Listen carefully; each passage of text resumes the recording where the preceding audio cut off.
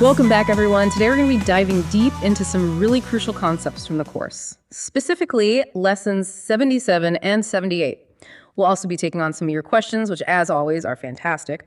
We're looking at this idea of being entitled to miracles, what the course says about heaven and hell, and also why we see these recurring themes throughout the lessons. Sounds good. So let's get right into it with lesson 77. I'm just going to read it straight through. I am entitled to miracles. I am entitled to miracles because I am under no laws but God's. His laws release me from all grievances and replace them with miracles. And I would accept the miracles in place of the grievances, which are but illusions that hide the miracles beyond them. Now I would accept only what the laws of God entitle me to have, that I may use it on behalf of the function he has given me. I think this is a powerful statement right off the bat. It's declaring a right to miracles, not as something we earn, but something that's inherently ours. Yeah. And notice how it emphasizes being under God's laws, not the laws of the world as we often understand them. It's like stepping out of this framework of limitations. Absolutely. And within that framework, these divine laws, as the Course describes them, are all about liberation. It's about releasing ourselves from grievances, those thoughts and feelings that weigh us down and keep us from seeing clearly. You know, grievances are like clutter, mental clutter, and they block our perception of the peace that's always there, that inherent miracle that's waiting to be experienced. Which brings us to the active choice that the lesson highlights, the willingness to accept those miracles in place of the grievances. It's not a passive thing, it's a conscious decision to let go of what's familiar, even if it's painful, and embrace something new. It's like taking off a pair of distorted glasses and finally seeing the world as it truly is. Exactly. And that's where the idea of grievances as illusions comes in. They're veils that obscure the miracles beyond them. They prevent us from recognizing our true nature and experiencing the joy and peace that are our birthright. And finally, it connects this entitlement to a function, to a purpose, suggesting that these miracles aren't just for our own personal benefit, but are meant to be used for something larger than ourselves. Right. It ties into this idea that we each have a role to play in the grand scheme of things, and that by aligning ourselves with this truth, with these miracles, we can fulfill that role more effectively. Now, we have a question from a listener that really gets to the heart of this concept of entitlement. They ask, does being entitled to miracles mean that I am forgiven for the harmful things I've done, even though I did them willingly? That's a really deep question, and one that a lot of people grapple with. I think it's helpful to look at it through the lens of forgiveness, which is so central to the Course. Absolutely. Let's revisit lesson 77 to consider that question.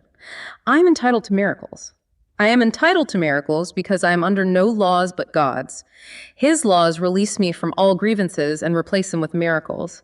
And I would accept the miracles in place of the grievances, which are but illusions that hide the miracles beyond them. Now, I accept only what the laws of God entitle me to have, that I may use it on behalf of the function he has given me. Forgiveness, in the context of the Course, is really about recognizing that what we call sin is ultimately an illusion. It's a misperception that stems from the ego's fear-based thinking.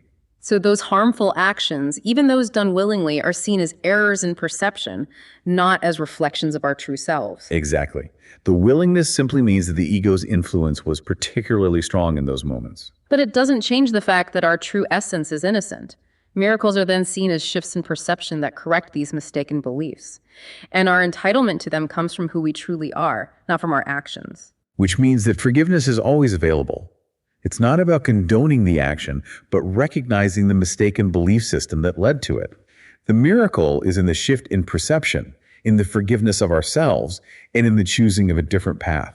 It's really a beautiful and liberating way of looking at things. The emphasis shifts from dwelling on guilt to releasing fear, which opens us up to those miracles. Right. And remember, the harmful acts themselves, they're not real in the ultimate reality of God's creation. They're ego hallucinations. Our true self, the spirit, remains untouched by them. And you know, it's interesting, this realization of our entitlement to miracles is actually tied to our purpose. The purpose, according to the Course, of extending love and forgiveness. It's about breaking free from that cycle of misperception and returning to our true loving nature, which is where those miracles truly reside. Right. It's about recognizing our inherent innocence and embracing the ever-present opportunity for a shift in perception, a shift that leads to peace. Now let's move on to lesson 78. Again, I'll read it through without interruption. Let miracles replace all grievances. By this idea do I unite my will with the Holy Spirit's and perceive them as one. By this idea, do I accept my release from hell? By this idea, do I express my willingness to have all my illusions be replaced with truth according to God's plan for my salvation? I would make no exceptions and no substitutes. I want all of heaven and only heaven as God wills me to have. That's quite a statement. This idea of replacing grievances with miracles as a path to salvation, it really gets to the heart of what the Course is all about. Yeah, and it starts right off the bat with that clear directive, let miracles replace all grievances. It's emphasizing that holding on to resentments and experiencing miracles, they just don't go together. They're incompatible states of being. And then it connects this replacement with the unification of our will with the Holy Spirit, perceiving them as one. Think of the Holy Spirit as your inner guide, the voice of love and truth within you. Aligning with the Holy Spirit means shifting from a limited ego-based perspective to a higher understanding. And then there's that powerful statement, by this idea do I accept my release from hell. Now, hell in the Course isn't typically seen as some external place of punishment. Right. It's more of a state of mind, a state of suffering and separation that we create for ourselves by holding on to illusions and grievances. So choosing miracles over grievances is essentially the act of liberating ourselves from that self-created hell. Exactly. It's about choosing peace over suffering, love over fear. And the lesson goes on to emphasize our active participation in this process through willingness. The willingness to have all those illusions replaced with truth, according to God's plan for salvation. It's about surrendering to a higher power, a power that knows what's truly best for us. And then there's this beautiful declaration of complete commitment. I would make no exceptions and no substitutes. I want all of heaven and only heaven as God wills me to have. It's about recognizing that true fulfillment lies in complete alignment with the divine will, accepting only the reality of heaven and letting go of those compromises that the ego offers. It's a powerful statement of intent to move beyond suffering and embrace the peace and joy that are our true inheritance. And it all starts with that simple choice to let miracles replace grievances. Now, we have another question from a listener, and this one is about the structure of the Course itself. They ask, why do the lessons repeat the same concepts over and over? Illusion, grievances, salvation, miracles, etc. That's a great question, and it reflects a common observation about the Course. The repetition is intentional. It's actually a key part of its teaching methodology.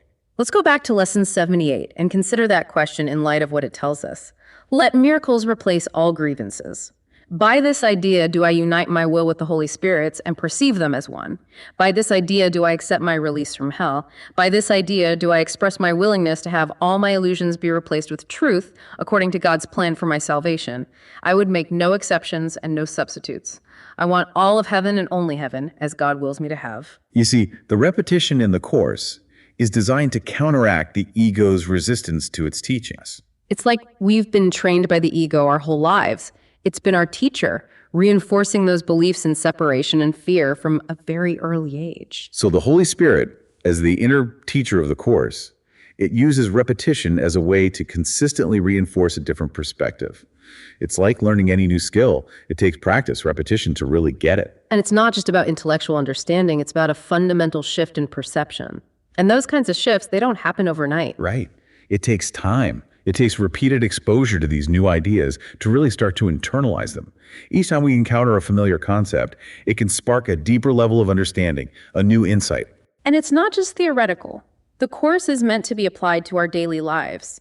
So the repetition gives us repeated opportunities to practice choosing forgiveness, choosing truth, choosing miracles in all those different situations we encounter. It helps us move from intellectual comprehension to actual lived experience. And, the mind works on multiple levels, including the unconscious.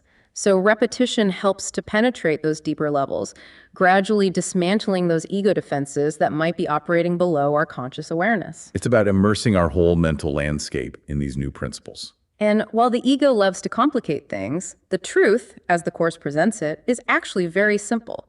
So the repetition helps to bring us back to those core choices: love over fear, truth over illusion. It cuts through the ego's attempts to cloud our perception with unnecessary complexity. So ultimately, the repetition is a powerful tool for mind training. It helps us overcome resistance, deepen our understanding, and experience a lasting transformation in our perception of reality. It's about rewiring our minds for peace and joy. So this has been a deep dive into lessons 77 and 78. We've explored the profound truth of our entitlement to miracles, the central role of forgiveness in accessing them, and how choosing miracles over grievances leads us out of that self-created hell and into a state of true liberation.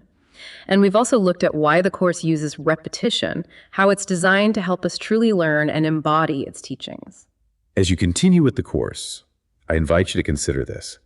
Is there a grievance that you might still be holding on to, something that's causing you pain or keeping you from experiencing peace? What would it be like to consciously choose to release that grievance, to open yourself to the miracle that's waiting for you? Imagine the freedom that could come from replacing that old pain with the love and forgiveness that the Course offers. We encourage you to continue exploring these ideas and to share any questions that come up for you on your journey with the Course. Thank you for joining us for this deep dive. We'll see you next time.